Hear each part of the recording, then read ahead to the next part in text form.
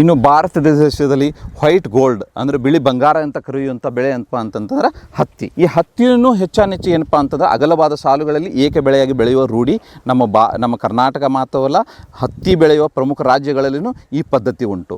ಇಲ್ಲಿ ಏನು ಒಂದು ಯೋಚನೆ ಮಾಡಲಾಯಿತು ಅಂತಂದರೆ ಎರಡು ಹತ್ತಿ ಸಾಲುಗಳ ನಡುವಿನ ಅಂತರ ಹೆಚ್ಚಿಗೆ ಇರುವುದರಿಂದ ಮತ್ತು ಹತ್ತಿಯು ಸಾವಕಾಶವಾಗಿ ಪ್ರಾರಂಭಿಕವಾಗಿ ಬೆಳೆಯುವುದರಿಂದ ಆ ಎರಡೂ ಸಾಲುಗಳ ನಡುವಿನ ಅಂತರವನ್ನು ನಾವು ಏಕೆ ಬೇರೆ ಬೆಳೆಯನ್ನು ಬೆಳೆಯಬಾರದಪ್ಪ ಅಂತಂದು ವಿಶ್ಲೇಷಿಸಿದಾಗ ಶೇಂಗಾ ಒಂದು ಯೋಗ್ಯ ಬೆಳೆ ಅನ್ನಿಸ್ತು. ಯಾಕಂತಂತಂದರೆ ಈ ಮುಂಚೆ ಹೇಳಿದೆ, ಶೇಂಗಾ ದ್ವಿದಳ ಧಾನ್ಯ ಮತ್ತು ಇದು ವಾತಾವರಣದಲ್ಲಿ ಸಾರಜನಕವನ್ನು ಭೂಮಿಯಲ್ಲಿ ಸ್ಥಿರೀಕರಿಸೋದ್ರಿಂದ ಮತ್ತು ಹತ್ತಿಗೆ ಸಾಕಷ್ಟು ಪ್ರಮಾಣದಲ್ಲಿ ಸಾರಜನಕ ಬೇಕಾಗಿರೋದ್ರಿಂದ ಈ ಜೋಡಿ ಪದ್ಧತಿ ಏನಂದ್ರೆ 3 ಸಾಲು ಶೇಂಗಾ 1 ಸಾಲು ಹತ್ತಿಯನ್ನು ನಾವು ಇದು ಮಾಡಿದ್ವಿ. ಇಲ್ಲಿ ಹತ್ತಿಯ ಸಾಮಾನ್ಯ ಇಳುವರಿ ಮತ್ತು ಅಧಿಕ ಇಳುವರಿಯಾಗಿ ಶೇಂಗಾವನ್ನು ಅಂತಂತಂದರೆ 1.5 ಪಟ್ಟಿನಷ್ಟು ನಾವು ಅಧಿಕವಾದ ಆರ್ಥಿಕ ಲಾಭವನ್ನು ಈ ಬೆಳೆ ಪದ್ಧತಿಯಿಂದ ಪಡೆಯಬಹುದು.